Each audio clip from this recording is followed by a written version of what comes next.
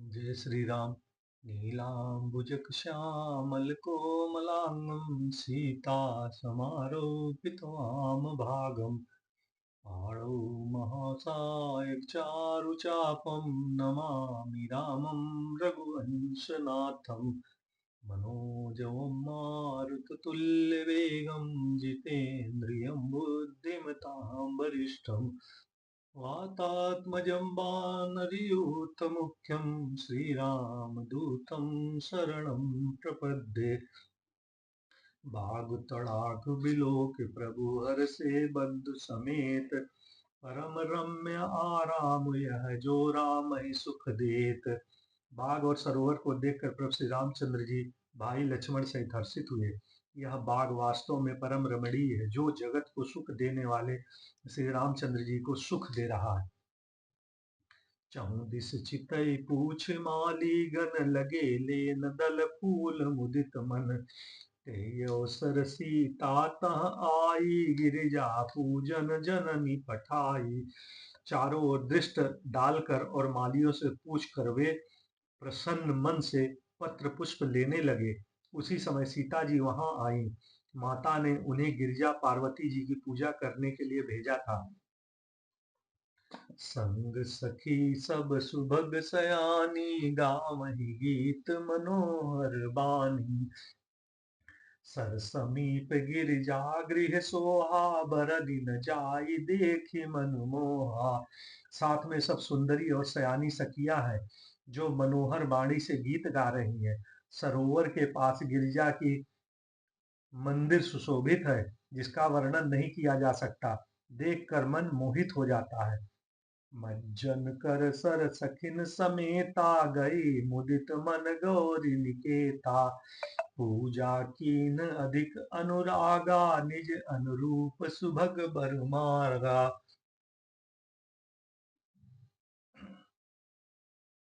सखियों सहित सरोवर में स्नान करके सीता जी प्रसन्न मन से गिरजा के मंदिर में गई। उन्होंने बड़े प्रेम से पूजा की और अपने योग सुंदर वर मांगा। एक सखी सिय संग बिहाई गई रही देखन पुलवाई। तेहि दो बंधु बिलो के जाई प्रेम विबस सीता पही आई। एक सखी सीता जी का साथ छोड़कर फुलवाड़ी देखने चली गई थी। उसने जाकर दोनों भाइयों को देखा और प्रेम से विह्वल होकर वह सीता जी के पास आ गई। मंगल भवन मंगल हारी द्रवहु सुदशरथ अजिर बिहारी। तासु दशा देखी सखिन पुलक गात जलु नयन। कहु कारण निज हरस कर पूछहि सब मृदुवैन।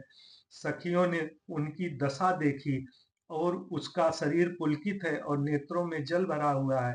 सब कोमल वाणी से पूछने लगे कि अपनी प्रसन्नता का कारण बता। देखन बाग कुंवर दोई आए भय किशोर छबात सुहाए। श्याम गौर किम कहूँ बखानी गिरा अनयन विनयन बिनु पानी। उन्होंने कहा, दो राजकुमार बाग देखने आए हैं। किशोर अवस्था के हैं और सब प्रकार से सुंदर हैं। वे सांवले और गोरे रंग के हैं। उनके सौंदर्य को मैं कैसे बखान करूं। वाणी बिना नेत्र की है और नेत्रों के वाणी नहीं है। सुनहर्षि सब सखी सयानी सियहि अति उत्कंठा जानी। एक कहा नृप सुत तेयाली सुने जमुनि संग आए काली। यह सुनकर और सीता जी के हृदय में बड़ी उत्कंठा देखकर सब सयानी सखियां प्रसन्न हुई।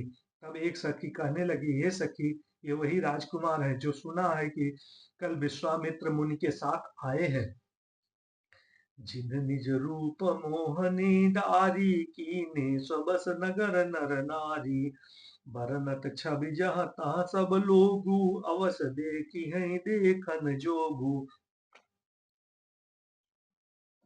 और जिन्होंने अपने रूप की मोहनी डालकर अपने नगर के स्त्री पुरुषों को अपने बस में कर लिया है, जहां तहां सब लोग उन्हीं की छवि का वर्णन करते हैं। अवश्य चलकर उन्हें देखना चाहिए कि देखने योग्य है या नहीं। तासु बचन अतिशय सुहाने, दरस लाग लोचन अकुलाने। चली अग्र कह फिर सखि सोई, प्रीत पुरातन लखई न कोई। उनके वचन सीता जी को अत्यंत ही प्रिय लगे और दर्शन के लिए उन्होंने नेत्र अकुला उठे। उसी प्यारी सखी को आगे करके सीता जी चली। पुरानी प्रीत को कोई लख नहीं पाता। मंगल भवन अमंगल हारी, द्रवहु सो दशरथ अजिर बिहारी। सुमिर सिय नारद बचन, उपजी प्रीत पुनीत। चकित बिलोकत सकल दिशि, जन शिशु मृगी समेत। नारद जी के वचनों का स्मरण करके सीता जी के मन में पवित्र प्रीत उत्पन्न हुई। वे चकित होकर सब ओर देख रही थी, मानो डरी हुई मृग छौनी इधर उधर देख रही हो। कंकन किंकिन नूपुर धुन सुनि, कहत लखन सुन राम हृदय गुठी। मानहु मदन दुंदुभि दीनी, मनसा विश्व विजय कह कीनी। कंकड़, हाथों के कड़े, करधनी और पाजेब के शब्द सुनकर श्री रामचंद्र जी हृदय में विचार कर लक्ष्मण से कहते हैं, यह ध्वन ऐसे आ रही मानो कामदेव ने विश्व को जीतने का संकल्प करके डंके पर चोट मारी है। अस कहि फिर चितए तेयोरा, सिख सिय मुख शशि भय नयन चकोरा। भय बिलोचन चारु अचंचल, मनहु सकुच निमित्त जे दिगंचल। ऐसा कहकर श्री रामचंद्र जी ने फिर कर उस ओर देखा। सीता जी के मुख रूपी चंद्रमा को निहारने के लिए उनके नेत्र चकोर बन गए, सुंदर नेत्र स्थिर हो गए, टकटकी लग गई, मानो निमिष जनक के पूर्वज ने जिनका सबकी पलकों में निवास माना जाता है, लड़की दामाद के मिलन प्रसंग को देखना उचित नहीं, इसी भाव से सकुचा कर पलकें छोड़ दी, पलकों को रहना छोड़ दिया, जिससे पलकों का गिरना रुक गया।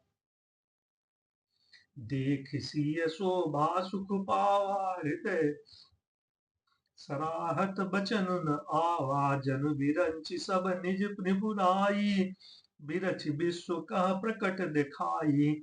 सीता जी की शोभा देखकर श्री रामचंद्र ने बड़ा सुख पाया। हृदय में वे उसी की सराहना करते हैं, किंतु मुख से वचन नहीं निकलता। वह शोभा ऐसी अनुपम है, मानो ब्रह्मा ने अपनी सारी निपुणता को मूर्तिवान कर संसार को प्रकट करके दिखा दिया हो। सुंदरता कहो सुंदर करई, छवि मृग दीप शिखा जनु बरई। सब उपमा कही रजे जुठारी, कही पढ़ तरहु विदेह कुमारी।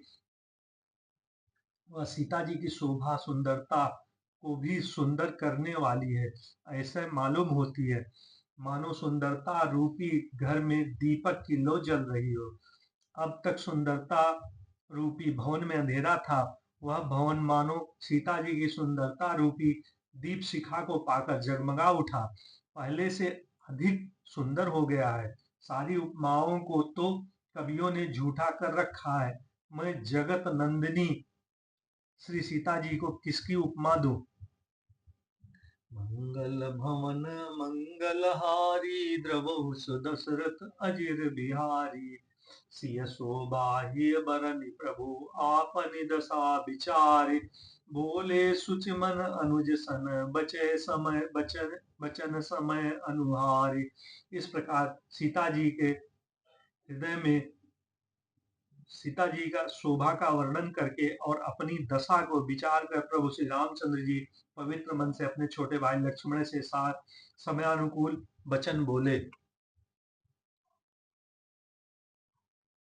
तात जनक तन आय सोई, धनुष यज्ञ जय कारण होई।